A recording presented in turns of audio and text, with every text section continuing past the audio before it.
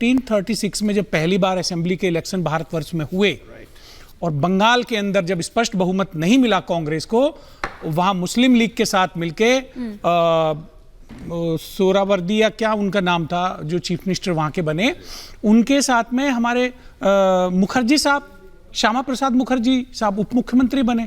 कांग्रेस की सरकार नहीं बनने दी, मुस्लिम एक नेता के साथ सरकार बनाई। बताइए, तो जिम्मेवारी तो तभी इनके पास अवसर था। हाँ। तभी अगर बंगाल में एक हिंदू मुख्यमंत्री बनता, बंगाल से दंगा, हिंसा, बंटवारे की आग शुरू हुई, शायद वो ना होती। वहां पे हिंदुओं का पलायन हुआ, मारा गया। और वही नहीं, आप बहुत इंटरेस्टिंग आपको चीज बताना चाहता हूं, सिंध में चुनाव हुआ, सिंध में भी कांग्रेस को बहुमत नहीं मिला।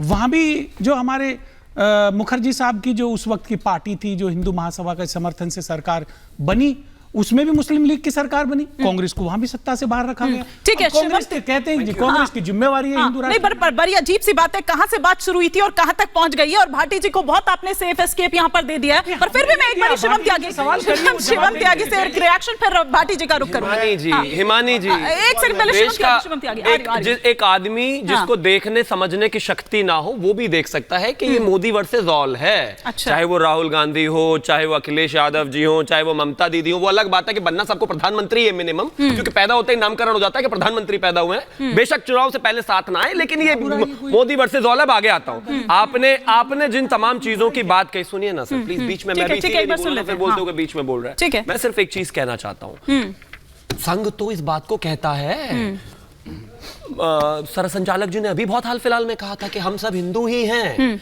आप डीएनए मैच करा कर देख लीजिए, हम तो मानते हैं, और ये बिल्कुल सच है। ये सनातन की धरती है, हिंद महासागर से लेकर हिमालय तक आने वाला हर एक बच्चा, जीव जंतु सब हिंदू हैं। अगर अफ्रीका में पैदा होने वाला हाथी अफ्रीकन एलिफेंट हो सकता है, तो यहां हिंदू क्यों नहीं हो सकते? हम सांस्कृतिक तौर पर हिंदू हैं। अब आप इसको कैसे ही मोल्ड करते रहिए। आपत्ति किसको? हम तो आपसे आगे बढ़ गए। वो कह रहे हैं मुसलमानों से समर्थन ले लिया, वो कर रहे हैं। मैंने कहा कि मतलब जबरदस्ती घुमा फिरा के उन्होंने करी आपत्ति। अब देखिए, अब ये देखिए, दोनों एक ही पार्टी है ना, तो वो उनकी बात को मुझे बताने लगा। पार्टी जी वो उन्होंने कहा एनर्जी बूस्टर मिल रहा है ना अखिलेश यादव जी से। मैं तो ये जानना चाह रही हूं कि स्वामी प्रसाद मौर्य पर हालांकि एक प्रमोशन तो मिल गई, या पता नहीं दूसरी बारी में प्रमोशन मिलती है या कोई एक्शन होता है, लेकिन कैसे कि सिर्फ चंद वोटों के लिए, मैं फिर वही कह रही हूं, बार बार कह रही हूं। अच्छा चलिए, आपके पास आंकड़ा तो होगा, जब से स्वामी जी ने ये शुरू किया है, आपके कितना पिछड़े आपके साथ आ गए, कितने दलित आपके साथ आ गए? मुद्दे पर लौटते हैं वापस। ये मानती हैं कि राजनीतिक आदमी जो करता है सिर्फ वोटों के लिए करता है? बिल्कुल वोटों के लिए करता है। मोदी जी ने जो इस अडानी को 609वें नंबर से 30वें नंबर पे पहुंचा दिया, और ये 9 लाख 11 लाख करोड़ का चूना लगा दिया देश की जनता को। LIC डूब गई, स्टेट बैंक डूबेगा। अच्छा, कितना डूबा LIC? कितना डूबा? चेकमेट। LIC कितना डूबा बताइए जरा। कितना डूबा LIC? नरेंद्र मोदी कितना डूबा LIC? कितना डूबा भाटी जी बताइए जरा। LIC का कितना % लगा हुआ था अडानी ग्रुप में? एक शब्द नहीं बोलता। कितना था? क्यों चिल्ला रहे? कितना था? झूठ बोल रहे हैं क्योंकि आप ही की बात है। आप ही ने कहा था ना कि वो बंसल जी झूठ बोल रहे हैं, इसलिए हम बीच में बोल रहे हैं। अब आप झूठ बोल रहे हैं, मैं इसलिए बीच में बोल रहा हूं। कितना था LIC का बताइए? गली मोहल्ले LIC का कितना था? ये निचले स्तर के कमेंट से कुछ नहीं होने वाला। सीधा सवाल, LIC का कितना % लगा था? बोलने वाले लोगों से कैसे कंप्लीट करने देते? वो चिल्लाते हैं तो उनको देखना चाहिए। ठीक है। हाँ, देखिए, इनकी फड़फड़ाहट देखिए, इनकी घबराहट देखिए, इनकी LIC का कितना % लगा हुआ है बताइए।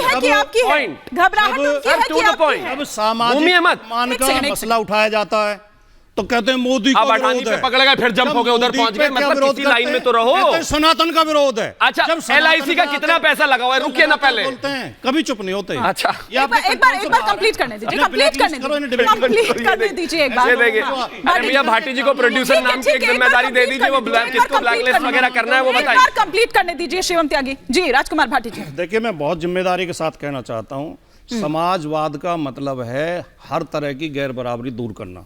डॉक्टर लोहिया ने 7 तरह की गैर बराबरी चिन्हित की थी, सप्त क्रांति कहते हैं लोहिया की।